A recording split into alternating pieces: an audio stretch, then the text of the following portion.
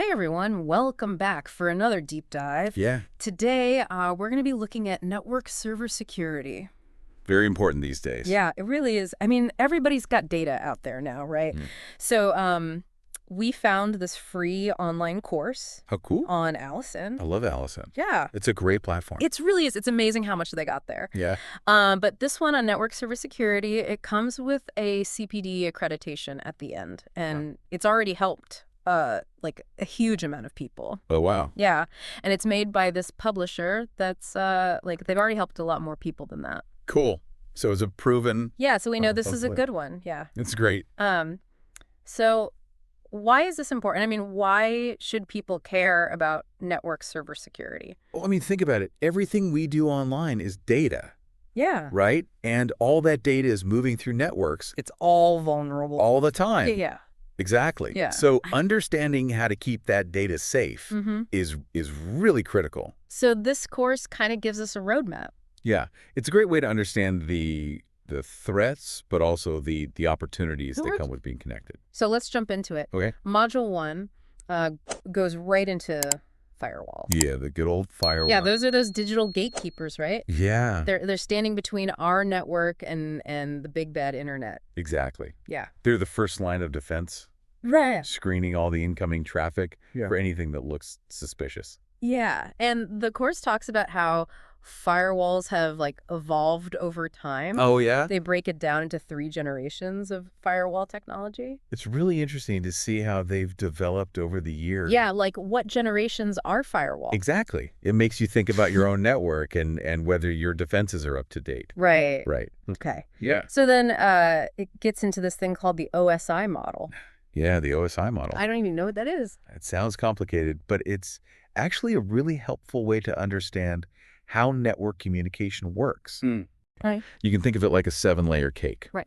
And Right. each layer represents a different stage in how the data is transmitted. Okay, I like cake, so I'm following you. Yeah. So it makes it much easier to visualize where security measures fit in to protect that data as it's moving through the network. Oh, okay. So it's like, where do you put the security on each layer of the cake? Exactly. Yeah. So for example, you have the application layer. Yeah. That's the top layer of the cake. Okay. That's where you're interacting with software like your web browser. Okay.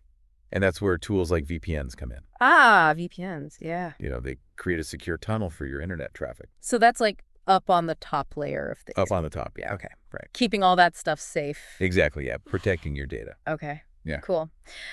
So the course mentions all these other acronyms too. Oh, yeah, there's a lot of acronyms in cybersecurity. Yeah. NAP, IDS, IPS. Like a whole new language. Yeah, it is. But I mean, once you kind of get what they mean, it makes sense, right? Yeah, once you understand the terms, you start to see how all the pieces fit together. Like a puzzle. Yeah, exactly. Okay, cool. It's all about speaking the language of cybersecurity.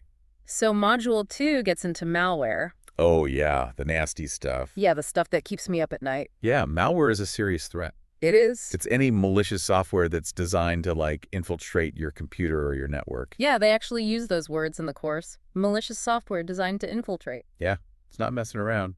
It's kind of scary when you think about it. Yeah, it makes you realize that there are people out there who are actively trying to exploit vulnerabilities in our systems. That's unsettling. Yeah, it is. So what kind of malware is out there? I mean, I know about viruses. Well, the course does a good job of outlining all the different types, right? Okay. You've got your classic viruses, your worms, Trojan horses, Yeah. spyware rootkits. Rootkits. What are those? They're really nasty. They burrow deep into your system, and they can be very difficult to detect and remove. Oh, great. Yeah, and they can even be hardware. What? Like a piece of hardware that's malware? Yeah, like a compromised USB drive or something like that. So you can't even trust a USB stick. Yeah, be careful where you plug those things in. Okay. So how do we protect ourselves? Well, that's the good news. The course gives you a lot of practical advice. Okay. Things like using strong passwords, being cautious about email attachments, and avoiding suspicious websites. Okay. Those all make sense. Yeah, and it also talks about tools like UAC, What's that? User Account Control, Oh, okay. and MBSA Microsoft Baseline Security Analyzer. Okay, so like security tools you can use. Yeah, they can help you identify and address potential security weaknesses in your system. Okay. So you don't have to just be paranoid. You can actually be proactive. Yeah, exactly. Okay.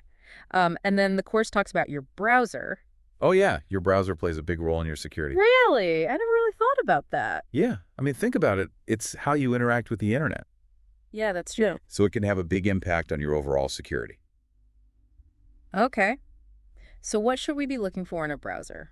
Well, the course mentions how Internet Explorer Oh, yeah, good old IE. divides the network into 4 content zones, Okay. and each zone has its own security settings. Okay, so like different levels of security. Exactly. Interesting. So it makes you think about how even seemingly simple things, Yeah. like your choice of browser, can have a big impact on your overall security posture. So it all ties together. Exactly. Okay, so we've covered firewalls, OSI, model malware. Yeah, it's a lot to take in. Where do we go from here? So module 3 kind of goes back to firewalls, but this time it's about how they can be bypassed. Oh, right. Yeah. It's kind of like, wait a minute, I thought these things were supposed to protect us. Yeah, well, it's like anything, right? There's always a way around if you're determined enough. So like, what are some of the ways that firewalls can be bypassed? Well, the course talks about how even with all the sophisticated rules and filters, firewalls can still be targeted by malicious software. So it's not a foolproof solution? No, it's not. Oh, And that's why it's so important to understand the limitations yeah. of any security measure. All right. Okay. So it's not enough to just set it and forget it. No, you got to Mhm. stay vigilant. You got to keep learning. So what can we do? I mean, besides just like being aware of the limitations? Well, the course gives some really good practical advice. Okay. Like what? For example, it talks about safeguarding your email Oh, email. Yeah. from spam and phishing attempts. Yeah, those are tricky. Yeah, those phishing emails can be really convincing. They are. I almost fell for one the other day. It happens to the best of us. They make it look like it's from your bank or something. Exactly. And they're asking for your account information. Yeah, and if you're not careful, you might just click on that link without thinking. So what should we be looking for? Well, the course stresses the importance of being skeptical, Okay. right? Don't just blindly trust any email that comes your way. Especially if they're asking for personal information. Exactly. Verify everything. Be suspicious. Okay, good advice. And it also talks about downloads, right? Yes. Downloads are another big one. Like you can get malware from just downloading something. Absolutely.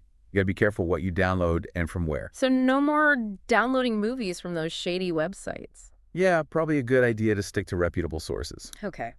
So email downloads, what else? Well, it really comes down to just being aware of the risks. Yeah. And taking steps to mitigate those risks. So kind of like common sense. Yeah, a lot of it is common sense, Okay.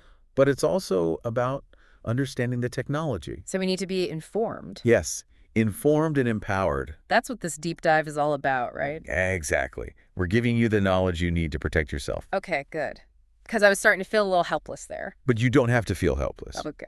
There are things you can do, Okay. and the course lays them out really clearly. So it's not just doom and gloom. No, it's about taking control of your own digital safety, Okay, I like that. being proactive, not reactive. Okay, so being proactive, that means like what? Well, it means things like choosing strong passwords, Okay. keeping your software up to date, Mm-hmm. being cautious about what you click on. Okay, I can do all that. And it's an ongoing process, right? The threats are constantly evolving. So we have to evolve too. Exactly. Okay, so it's like a digital arms race. Yeah. In a way, yeah. You got to stay ahead of the bad guys. That's right. Okay, so this course is a good starting point. It is a great foundation. But it's just the beginning. Yeah, this is just the tip of the iceberg. There's a whole world of cybersecurity out there. Absolutely. Yeah. And it's fascinating. Speaking of fascinating, the course touches on something that I thought was really cool. Oh, yeah. What's that? Ethical hacking. Oh, yeah. Ethical hacking is awesome. It is. It's like you're using hacking for good. Yeah, it's like being a digital superhero. I like that. Yeah. So what is ethical hacking exactly? Well, it's basically where you have these skilled hackers who use their powers for good. So they're like the white hats. Yeah, exactly. They're the good guys. And they're trying to find vulnerabilities in systems before the bad guys do. Exactly. Yeah. So they can be fixed. So it's like a preventative measure. Yeah, it's like having a security audit. But instead of like a boring consultant, you've got like a cool hacker. Yeah, it's much more exciting. So they're actually trying to break into the system. Yeah, but with permission, of course. So it's not illegal. No, it's all above board. So they're like testing the defenses. Exactly. Seeing if they can find any weaknesses. And then they report back and say, hey, you need to fix this. Exactly. That's pretty awesome. It is. It's a really important part of cybersecurity. Okay. So we've covered a lot of ground here. Yeah, we have. Firewalls, malware, practical tips, ethical hacking. It's a lot to take in. But hopefully it's all starting to make sense. Yeah, I hope so. I mean, how all these pieces fit together. Yeah, it's all about creating a comprehensive approach to security. So it's not just about one thing. No, it's about layers. Layers of security. Exactly. Like an onion? With a firewall on top. Yeah, something like that. Okay. So what does all this mean for us? I mean, for the people listening to this right now. That's the big question, right? Yeah. How do we take all this information and apply it to our own lives?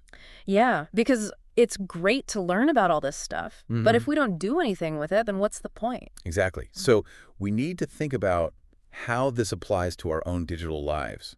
Right. Our own networks, our own devices. Exactly. I mean, it can feel overwhelming, right? It can, but it doesn't have to be. Okay. So what's the first step? What can people do, like, right now to feel a little bit more secure?